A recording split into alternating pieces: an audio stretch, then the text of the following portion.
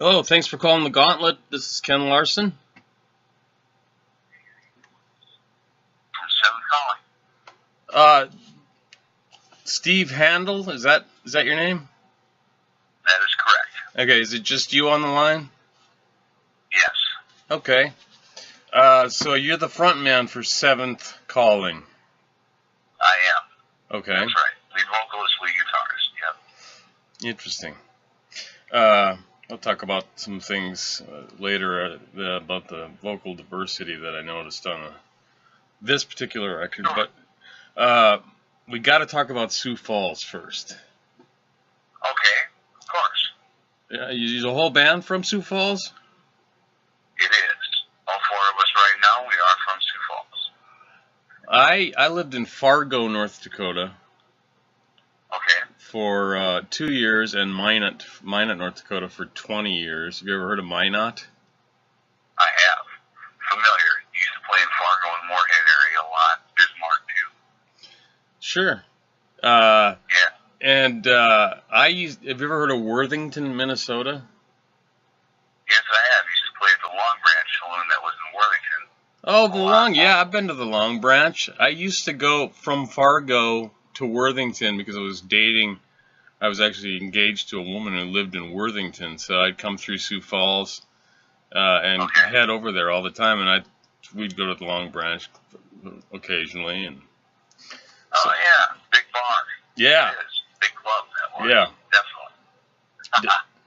So that's pretty crazy, and anytime I hear about somebody coming from up north, I like to talk about it, how it came together, and that kind of thing.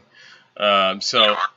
So how did your you've got 4 records out? Yes, we got 3 full lengths at this point, and then 1 EP Right. that we actually put out. Yes.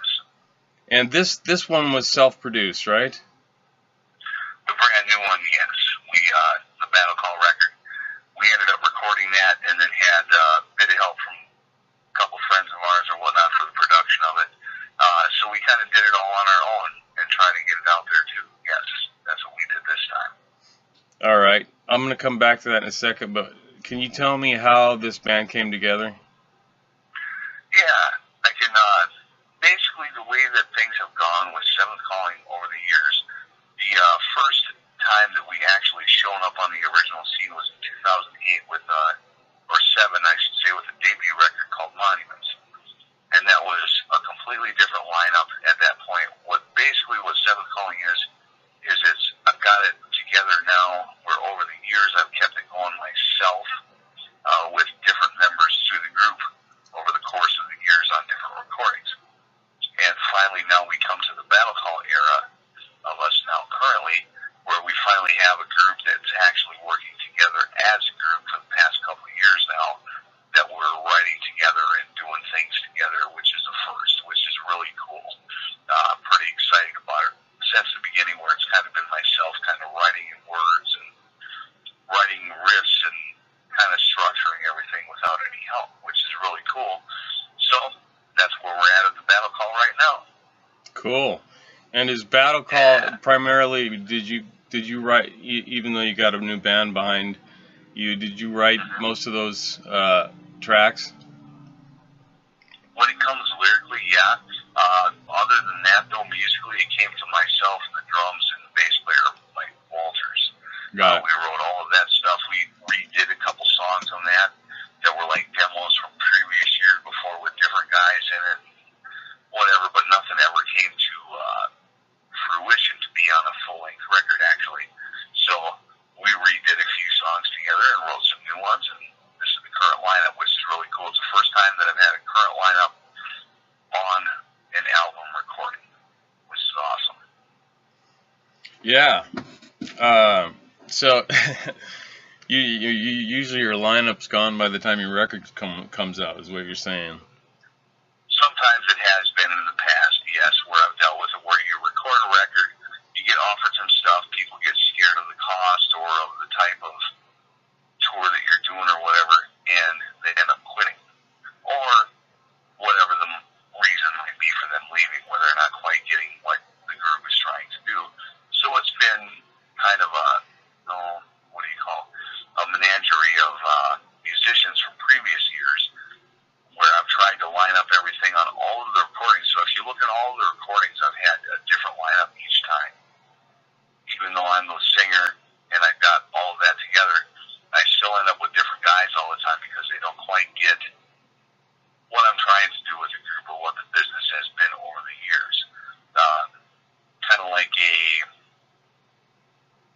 oh, I suppose I would call it like a Dave Mustaine kind of Megadeth type feeling is kind of what Seventh Calling has been for previous years, where it's been myself and then just get a couple guys that'll come in and do a live tour with me or whatever over the past years. But now is different because we actually have all four of us actually writing everything together. We have a second guitar player now that's been added into the group, so all of us have done everything kind of together, adding our own parts in, if that makes sense, where it's not just one guy, one mind, you know what I mean? Mm-hmm. Which is really cool because it's like you get sick of that. You get sick of fucking gotta write songs all myself and try to create a group. But these guys have all wrote their own stuff to it, and I'll tell you, I'm pretty happy with it myself, and I hope all you guys are too as far as that goes if you have a chance to listen to it. Yeah, it's not a bad track on the record, I don't think. Right on. That's awesome. I love that. I love that. But my biggest spine, I guess, my spine piece, if you put it to, with writing the music has always been Mike Walters, the bass player now, for the past few years. He's pretty much been my go-to guy for the solidity, if you want to look at it at that, or the drums and the bass, you know, how you rock that together, get that low-end groove, you know, tightness. Right. So those guys have really done a good job, and I'm really happy with that. So at this point, hey, I got a current lineup that's everybody's writing and having a good time. So that's fantastic. Does the name Seventh Calling have any significance, or does it just sound cool? Really, kind of the meaning with Seventh Calling came from, there was a time quite a while ago where we all sat around and did the pull hat thing, you know, where you pull your names or whatever out of a hat where you're trying to guess. And we're looking at 2-word band names, like you got your Iron Maiden, Primal Fear, Judas Priest, all this stuff. And we're like, okay, what sounds really cool that's a 2-word thing? And we went through all of the names. We got down to about the last 5. Seventh Calling was in there. And we thought, hey, you know, why don't we take this and turn this into something?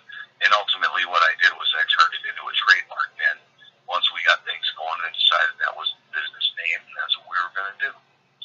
So it was kind of a hat pulling thing is what it was, a pull the tab thing out of a hat, so to speak. Gotcha. So it's just more or less sounded cool. It doesn't have any underlying meaning. Right. Like Seventh Son is being called to whatever. Okay. Right. Not so much to it. That's okay. Right. Just be metal. On the record, Battle Call, is there a common? I mean, I felt like there was kind of a common theme, but there was also a lot of diversity in the record. And I don't know if that was intentional or what, but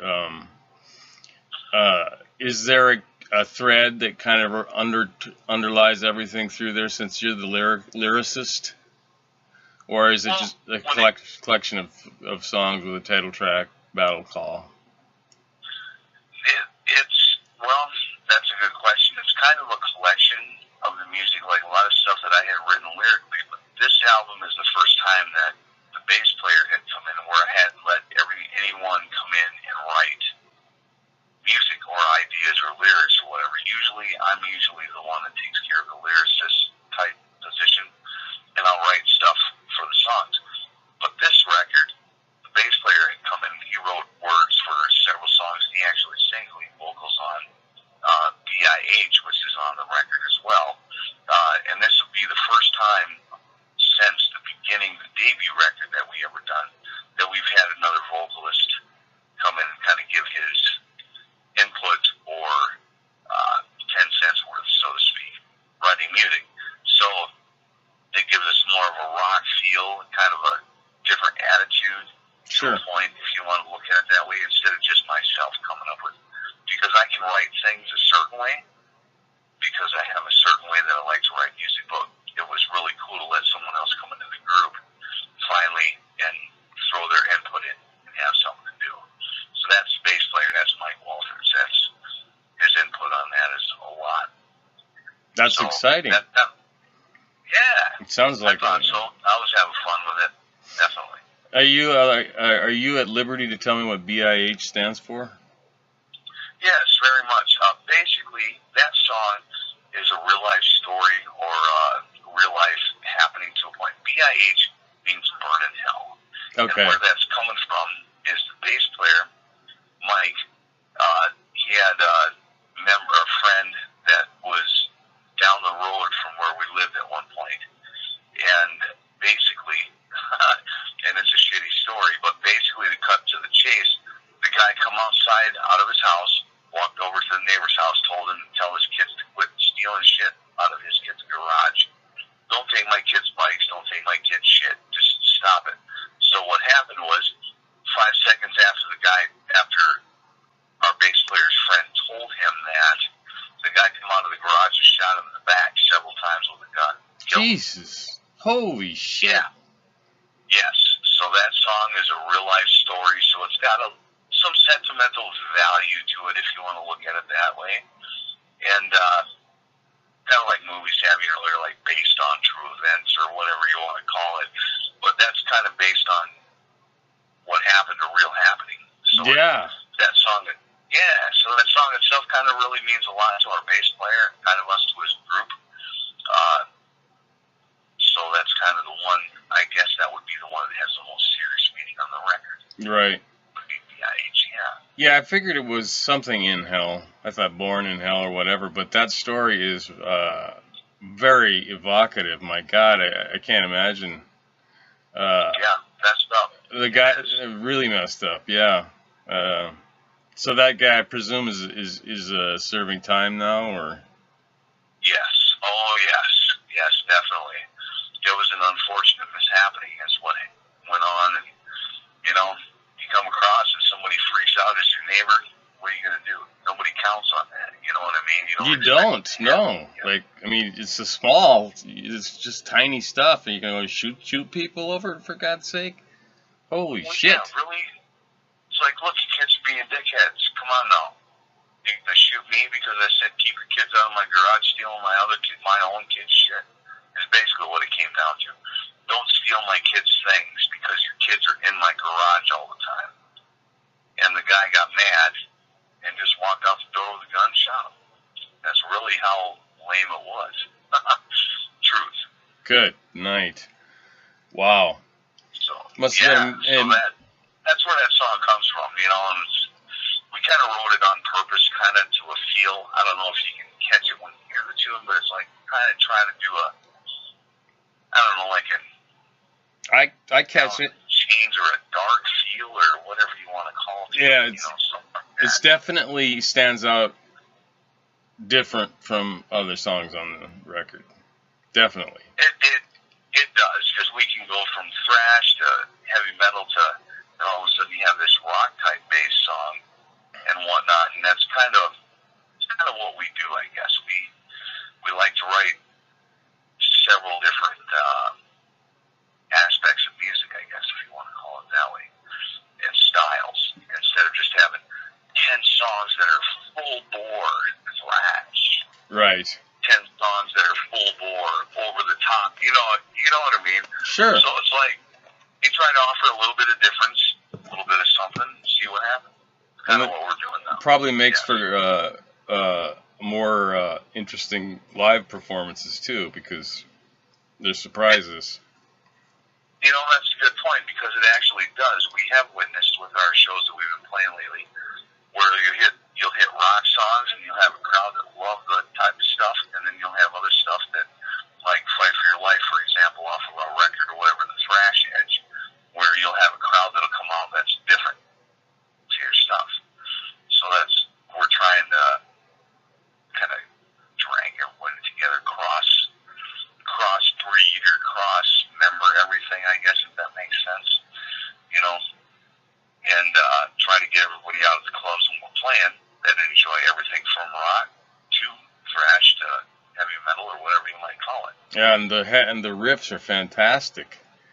That's one of the things that really draws me in. I'm still a sucker for a good underlying riff, and probably I will be the rest of my life.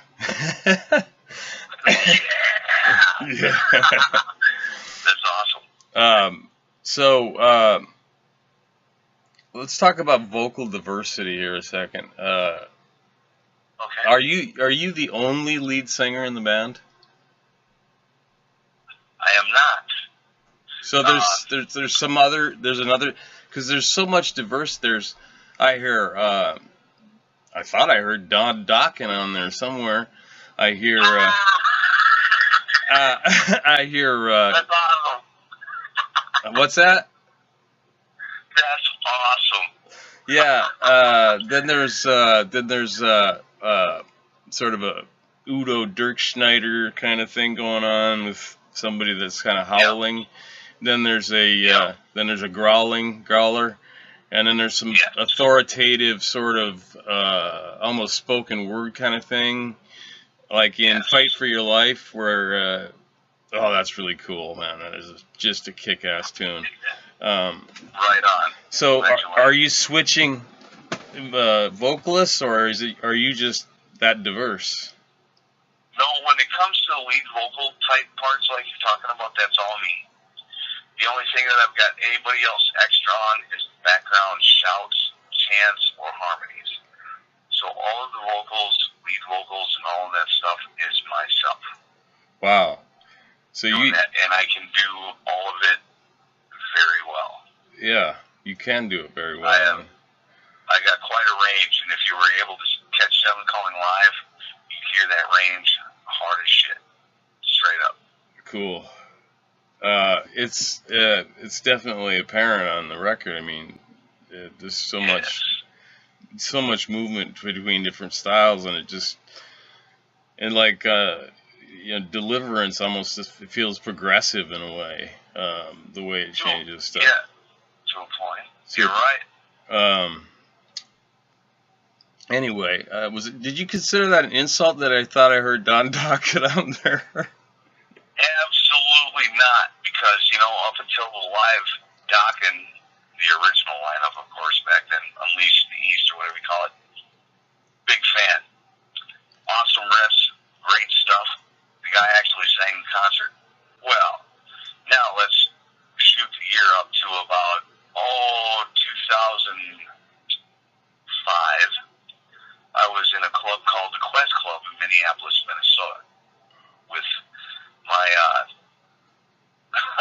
estranged guitar player, business partner, so to speak, that started the group with me and was on the first record back then.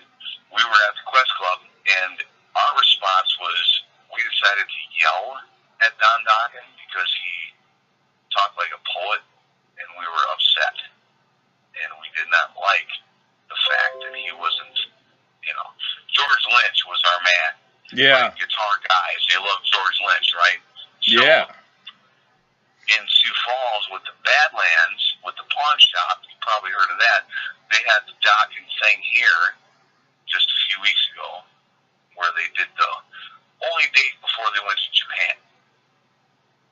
Huh. Okay. And we have a lot of live recordings off of it. So far, I'm kind of off straight of the story real quick, but when it comes to Don Dokken and stuff, big fan. And I'll take that when you're saying that about the good stuff when they did good shit. Yeah. Does that make sense? Yeah. Yes. Yeah. Yes. I had a friend who actually dyed the top half of his head white, like Lynch had for a while there. It's pretty. See, that's wicked. Yeah. Okay. Yeah, I actually I put that tour up. I thought it was strange that they were doing like just a couple dates in the States and then over to Japan. Yeah. I don't get it, but I guess that's what we're talking about really here anyway. Weird thing, and we're here. We're all hooked into that Badlands thing when they bring concerts here all the time. So it's like we know what's happening, the reasons they're doing it, and all of this stuff. So it's kind of cool, actually. Yeah. You have to make it over to the area to Sioux Falls sometime and come to the Badlands and check the concert out. Hell yeah. We had Twisted Sister here recently. Don't know, not a lot of people are fans or whatever, but last U.S. concert ever. They're retiring. So, and we were lucky enough to have that type of thing here. It's kind of like we're talking about Dokken too. They come here. We just had Lynch Mob here last night, actually, with George Lynch. Wow. With that Boney Logan and whatnot, and they filmed it for a live concert release that they're doing this year. That's going to come out worldwide. So the Sioux Falls area's got quite a bit of a scene to a point happening right now, which is kind of exciting. Actually, it's been years. About time. Yeah, no kidding. There's growing scenes in the Midwest, all over the population centers. So it's cool. It's cool to see that happening. And it's not all West Hollywood, you know, or the Bay Area, or. That's a great point. I love that. I love that. That's a great point. It's not all from the coast, right? Yeah. And we've got a whole different set of influences here I'm in Kansas City, but I originally was from North Dakota, and there's just different influences, different styles, lots of different things. So definitely, you're calling from Kansas City, huh? That's where you're at now? Yeah. I'll tell you what. Give me a promoter that can book a show that Seventh Calling can join on. Hit me on Facebook. We're ready to do some original shit. All right. All right. So you down there. It's been a while. Last time I was down there was at the Riot Room. Oh, you played the Riot Room. Okay. Yeah, that's got the word probably the worst. I forget the promoter guy's name, but we played with like Leatherwolf and some things, and then we come back the next year, did some more things at the Riot Room, and then we come through on a tour and did some things at the Aftershock in Meridian. Miriam. Yeah, Miriam. There you go. Exactly. Miriam, Kansas. And those are the places that we played at before, and we'd love to come down there again and do some stuff and break out some Battle Call tour dates. Sweet. So how long ago did you play with Leatherwolf? We did, all that we had was there was a festival at the one point, and Leatherwolf had come in, and they were the headliners of that night that we ended up playing from, which was really cool. Getting to meet the guys and what they were doing. They were celebrating like the release of their first debut record at that point. It was an extra track which come off of the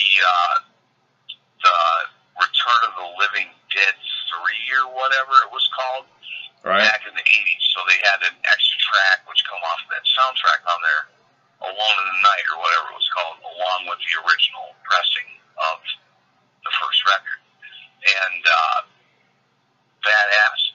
We got to hang out with those guys after the show. We ended up hanging out at the hotel room talking to all the guys, Dean the Machine drummer and all them guys, and Michael Oliveri and all them. We got to talk to them. It was really cool. It was a good night. We played one night with those guys, and then later on there ended up being a Vegas time a couple of years later where we ended up playing, doing some stuff with those guys just for a night as well when we were located out in Las Vegas. So. But that was cool to be able to meet those guys because they were always one of my heroes. Because they were one of the heavy metal bands that had 3-guitar attack back then in the mid-'80s. And a lot of bands you would hear about, you'd never hear nothing about that except for like Status Quo or some groups like that would have 3 guitar players. So when Leatherwolf showed up on my doorstep where I'm like, hey, these guys are kick ass. In the 80s when the stuff obviously came out, when we had a chance to play with them, I was like, hey, we got to do this. And it was like, I forget what it was called. It was like a metal something fest, and we had like Metal Maniacs magazine and a few other places out there that did a review of the concert. So that was kind of fun. Did a little bit of an interview and whatnot with those guys. And cool. That was pretty cool. Yeah. So it sounds like we're from the same. Nice guys. It sounds like we are from the same generation, maybe. We are. I'll guarantee you. Yeah, I would say I've been from the birth of heavy metal to its present incarnation. Yeah, so you're a big fan of Hall of the Mountain King, Sabotage. Yeah. I didn't catch the first part of that. What you said. I'm a big fan of what? The Hall of the Mountain King by Sabotage. Oh yeah, yeah, yeah, yeah, Yes. That type of metal, love it. yeah. Uh, that's very epic. Yeah. Speaking of the different types of metal, I don't know if your publicist wrote this or if you guys did, and I don't want to forget to talk about touring a little bit more, but that it is if you like these bands, and I saw a band in here that I don't often see, but I'm very interested in, is called Riot. Um, Yeah. and I was wondering if you were talking about the Thunder Steel era Riot or like the Fire Down Under era Riot. Both eras, actually. The fact is the Fire Down Under album, if you want, I can't recall the title off the fact, but it's got like Fire Down Under and Swords of Tequila, 1980 era Riot. That record is great. Yeah. In my opinion. It's just my opinion, of course. Solid, very solid. Then, and from that point on, not so much the Rock City or the Narita or anything before that, but when you go to 1980 on, I'm a pretty big fan of Riot. Different styles. I mean, you have Guy Speranza singing on the Fire Down Under record, which is, the way it seems, one of the greatest past records of the group ever, and a classic, considering that Metal Blade is going to remaster it and release it again now at this time. To go to Rhett Forrester, the new singer who sang on Restless Breed and Born in America, which are also great Riot albums. Yes. But yet they're not Thundersteel. They're not Thundersteel. You mentioned Thundersteel. Let's talk Thundersteel. We got some guys that are musicians that are monsters on this record, including Privileged Power and Moving Forward.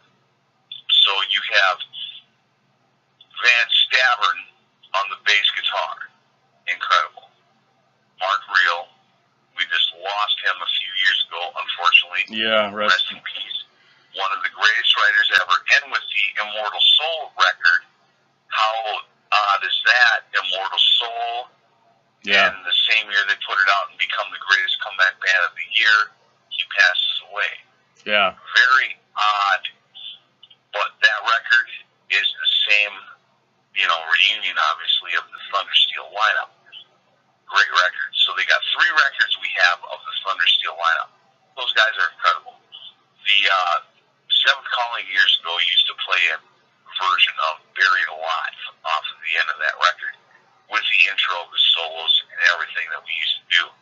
And when you hear that, or that record, you got all of that, Crimson Storm, Thundersteel, all these songs on it, great record. Yeah. Big influence of us.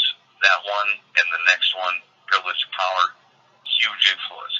Even though he had the Tower of Power horn section in it, metal guys, right? Most metal guys are like, what are you talking about? What do you mean there's horns in it?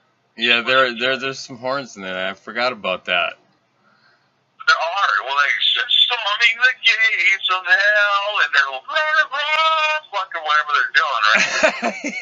And if it's the truth, if most guys are like, what are you talking about? This horn shit. Well, listen to this classic metal, and you're gonna know what metal is, right? I mean, so many of these bands are classic, and they kind of forge the way of where we're at this time, right? In my opinion, That's just really, it's surreal to hear you go through the discography like that. I just didn't know there was anyone else on Earth that had that knowledge, but. Oh yeah, well if they don't, they better get it. We'll put it that way. Yeah, I remember buying Restless Breed. That was when you could buy records in drugstores, and right. Yeah, and I bought that. I'd just gotten my first stereo finally, and I bought that record first, and then I went backwards.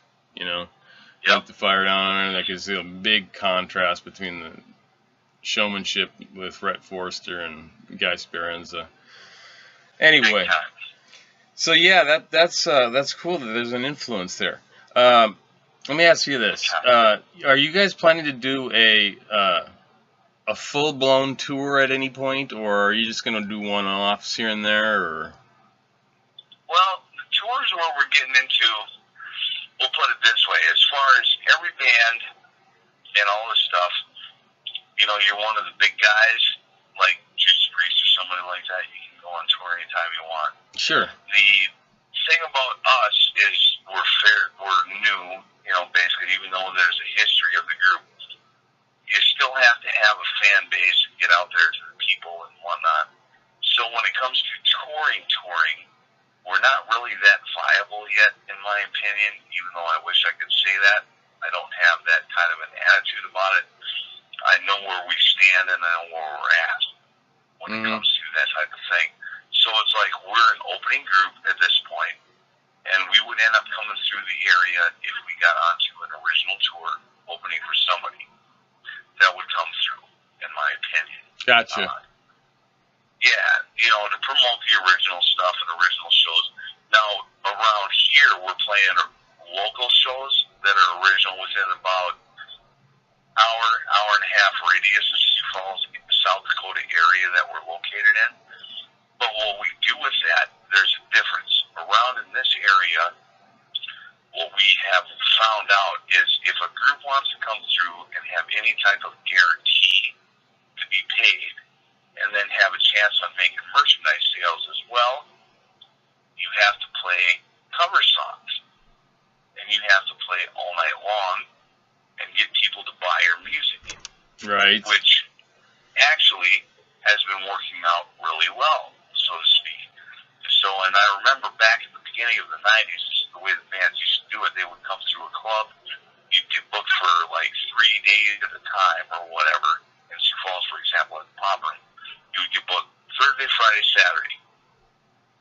There you have Thursday, Friday, Saturday. You get a guarantee of expense money that you get given to you, plus you get the ability to sell your merchandise if you have original merchandise or shirts or patches or whatever it might be. So that's kind of how we're approaching things with Seventh Calling right now. Okay. And so we're playing all over the regional area, but we just haven't been on any tours, which I would consider, like Grim Reaper just came through on tour, for example. Sure. Which was badass. Saxon coming. That type of thing would be something that we would be into. But at this point, we're just kind of stuck right where we're at, playing in the regional area. And anyone wants to come to see us play some original stuff, check out our calendar. It would be about the best thing that I could say. All right. Yeah. So, where would you like to see Seventh Calling go? Do you have like a vision in mind? I do. What I would like to see out of the group eventually is, which I think a lot of bands would like to see, is not just longevity with their members when they're playing, where they're kind of like you get to a family kind of a feeling with your group.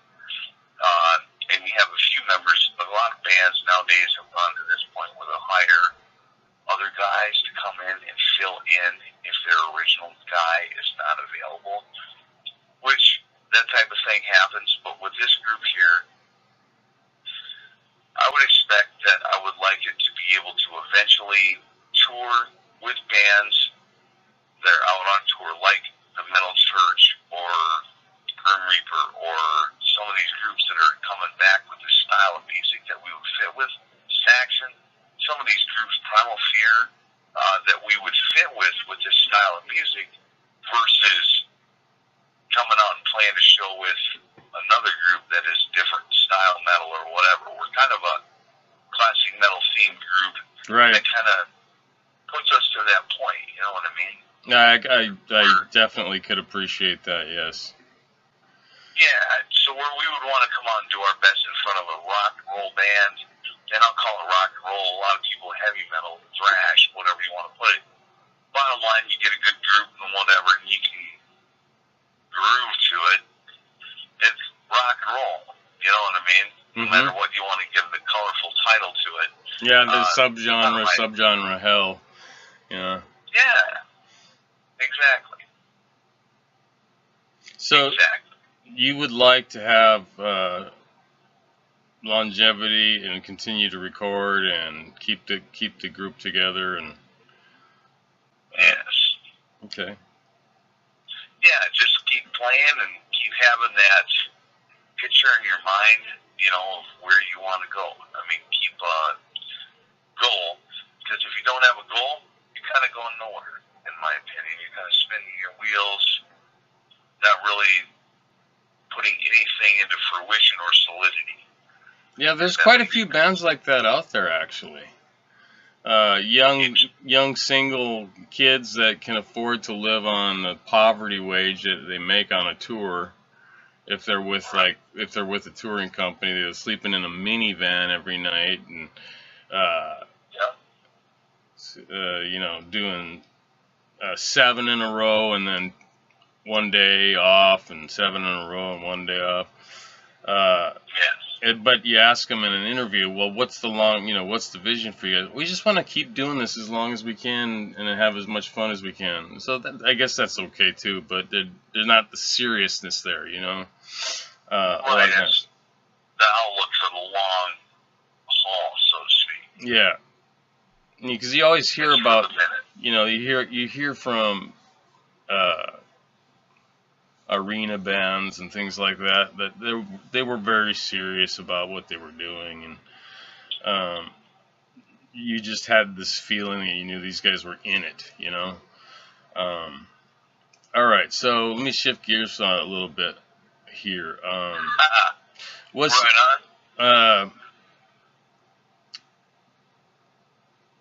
what kind of music do you listen to that's non-metal, if any? I've got a few things. I'll tell you what. Honestly, I get to listen to, I guess I'd call it mood music sometimes, where you're kind of in a mood or whatever, where you're not really ready to listen to, you know, Slayer or something like that that's over the top, or Mercenary or somebody like that. So some of my guilty pleasures, actually. I'll wake up in the morning, I'll throw Journey's Frontiers record on, or I'll throw Asia on the record, believe it or not. Throw the first couple albums, or I'll pull some Van Halen. Probably the lightest stuff that I've listened to that I actually like, which is like, you know, I'll listen to and get kind of mood, is like bands like Real Life or something like that, where you're coming out of the 80s, The Fix. And it sounds kind of weird, right? When you're talking about a heavy metal writing guy, when you're writing heavy metal. But it's kind of like another plane, if you know what I mean. Yeah. Where you're talking about, there are styles where you can listen to it, get into it, you're like, hey, man, I'm in my groove. I can listen to Vandenberg, Alibi record. Vandenberg, my God. You really you're digging out the stuff. Remember that riff from, there was a great riff on one of the songs on the first record. I can't remember the name of the song, but anyway. Wait till the shit hits the fan. Yeah. Wait till the shit hits the fan. Ding, ding, ding, ding, ding, ding, ding, ding, ding, ding, ding. Oh man. Yeah. I can't believe I just did that on a live interview, but that's all right. That's awesome. Vandenberg. I remember when that record. Everybody was all going crazy in mine out about that record. Okay, so what do you do? A couple of things I wanted to mention. I did appreciate the types of backing vocals. You have the shouting type, and that's been missing from a lot of music in recent years. And then I've heard some very good harmony backing vocals as well. I appreciated that difference, that uniqueness. So what do you do? What do you guys do, or you for fun, other than, you know, when you're not working or practicing or whatever. Do you have any favorite pastimes? I do, actually. When you hit a certain season, of course, fishing, big fan of fishing, just hanging out, river, lake, wherever it might be, run up to Canada, run down the rivers or whatever, and some of them river boats or whatever you call, where you just go down the channel and float, try to catch fish, and just relax. That's one of my favorite things to do. Other pastimes, I would say, a lot of people like to sit and watch movies. I'm a big fan of that. I like to watch movies sometimes and whatnot, too. But as far as my ultimate favorite thing to do, I will be honest and say, oh, come on, guy. No, I'm really telling the truth. I really like to play guitar for my favorite pastime and just listen to different music, learn to play different styles of music and that type of thing. That's kind of where I'm based at. I like to do outside things to a point.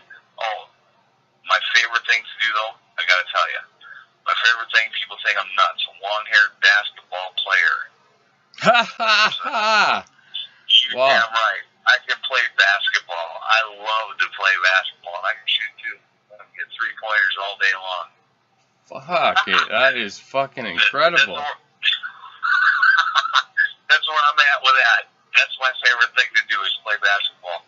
It's myself, and I'll play with my son. He's like 22. Yeah. So, and we ran through that, and give me a challenge, Try to beat me in one-on-one. Good luck.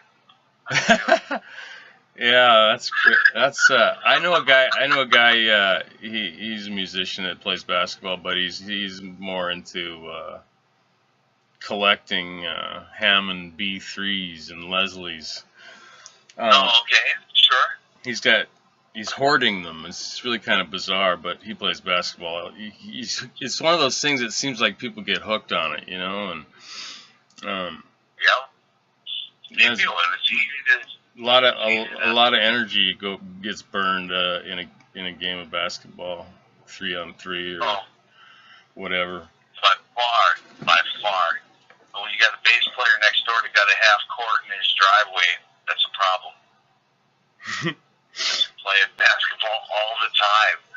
You're like, come on, man, give me a crown and coke, but I'm going to shoot that three-pointer. Give me a second.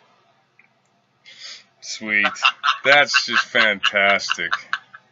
That's amongst the best answers to that question I've ever heard. Most of the time people say, well, I never really thought about it. I guess I don't really have. I should get a hobby, But that's fantastic. It's the metal three-pointer. That's right. You put a metal basketball team against the Boston Celtics or something, see what happens. That'd be interesting. That's cool. All right. So I've got 44 minutes on the clock here. I want to tell the fans how they can get Battle Call in the physical media or digital. So I'll ask you, where do we go for that? Awesome. You can find the group itself if you look up. I'll put it the easiest way. We're over several places, so the best way to look up Seventh Calling would be on Google. Believe it or not, look up Seventh Calling, and it will bring up all of the current stuff because I'm the trademark owner, so there's only one Seventh Calling in the world. Okay. Us. So you'll never find another one. It's all us, different videos on Facebook over 10 years worth of stuff that we've done. Plus, you'll be able to find out what we're doing currently on YouTube. The Battle Call record is available at seventhcallingofficial.bigcartel.com. We're on Big Cartel, and you can find that's physical merchandise that you would buy for the band directly, where if you come and buy records from us, maybe we'll throw some patches in or some extra merchandise, some extra swag if you buy from us on Big Cartel. Other iTunes, Amazon Prime, iHeartRadio, YouTube. You can even download CD Baby.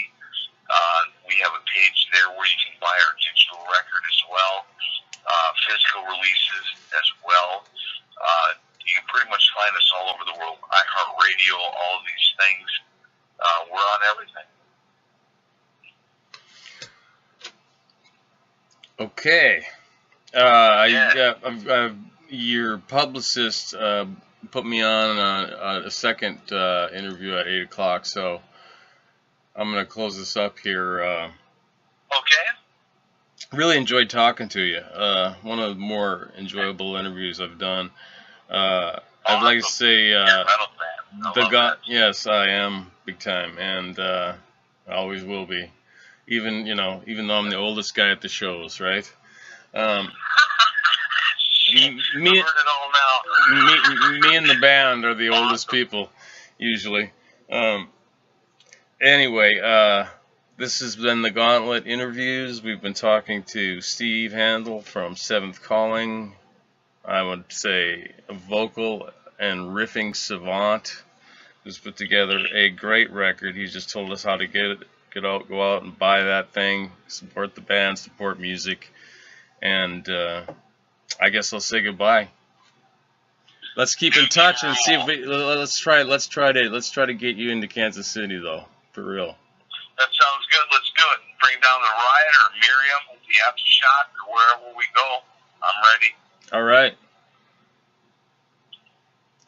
Well, I've had a great time. Thank you so much. Have a good Saturday night. You bet. You too. All right. Thanks. Bye-bye.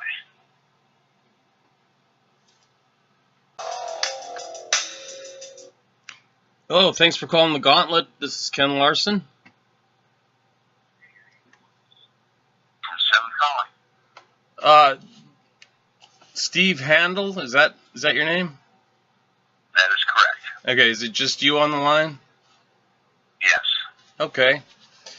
So you're the front man for Seventh Calling. I am. Okay. That's right. Lead vocalist, lead guitarist. Yep. Interesting. I'll talk about some things later about the vocal diversity that I noticed on this particular record. Sure. But we got to talk about Sioux Falls first.